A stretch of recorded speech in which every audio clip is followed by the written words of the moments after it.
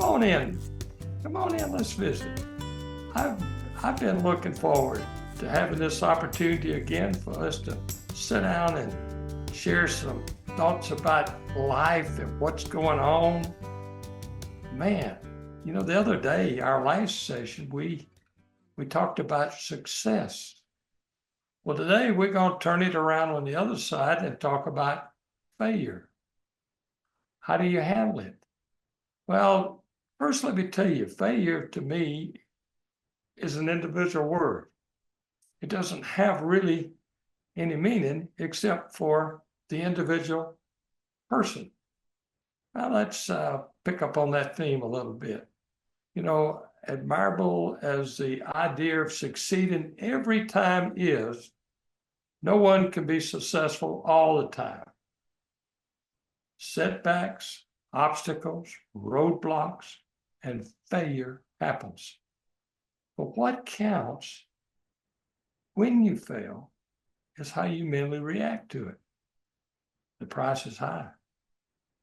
Because when we think about it, after experiencing a setback, we often think in terms of how it affects us. It really hit us hard. And then we got to turn around and come back again. But that's not always easy to do, is it? And so if I had to provide I said failure to me is an individual thing. Some people would define failure as a wrong that leaves an impression that turns you in towards yourself. So, but as a human being, we're going to experience sometimes when we don't succeed. Failure is simply a mental process. It's a state of mind. It's based many times on the opinion of what others think we should have done. I have a chapter in 2 or 3 of my books that deals with handling failure. I like to title it, in one book, we talk about fail forward. How do you fail forward? Another one is how to be a successful failure. You like that title? But we should think in terms of if we have a setback, if we have a loss, of how we can turn that into a plus. So always fail forward. How? Well, the one thing that sets champions apart in anything that goes on is that they have learned to use setbacks to do their best growing. Do you realize that generally our biggest growth comes after we've had a setback? But these people who are really, really champions at what they do, they maintain the supportive feeling that even if they come up short, they're going to give you their best effort. They're going to have the determination to right the ship and seek out the next challenge. Are you that way? The lessons taught by those occasions when you lack success can serve as a driving force, helping you to refine and strengthen your efforts in the future. Now I want to share some one-liners with you and think about it. How to fail forward. The first one is, you will be remembered by the times you succeed, not by the times you fail. Now think of that. And that's true. Don't think about how are champions made? They're made by the times they've succeeded, not by the times they fail. So if you think about the opposite side of what you're doing, if you have been reasonably successful and then you experience some tough times, remember what you did when you were successful and pick it up and go from there. Also think in terms, when I fail, it's not failure. It's just a learning experience and nothing more. I think in terms that don't lose the lesson when you lose. You know, it doesn't take any real talent to be a quitter, to walk away, throw in the towel. So if we don't think about quitting, guess what? We won't. So when things get a little tough, you'll never be a winner acting like a loser. You will never be successful acting like a failure. If you're not a failure, you're not a failure when you get knocked down. You only become a failure, if you think about it, when you fail to get back up and do your best to stay up. Don't act like you're defeated. Defeat is almost certain when you do. To act like we're defeated beforehand makes defeat almost a certainty, doesn't it? So many times, the setbacks, the roadblocks, the failures we experience is because of what we think about that situation. I saw that big time in athletics. Big time. If you are defeated beforehand, very little chance of winning, right? The best thing that should come from failure is a feeling you don't like it.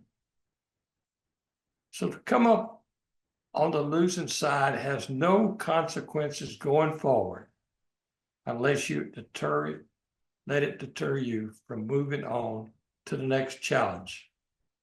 So successful people, the champions, are not the ones that shy away from experiencing failure, nor the ones who never fail, but rather the ones who move forward, who go on in spite of setbacks, learning all the while the lessons that minimize the chances of failing again.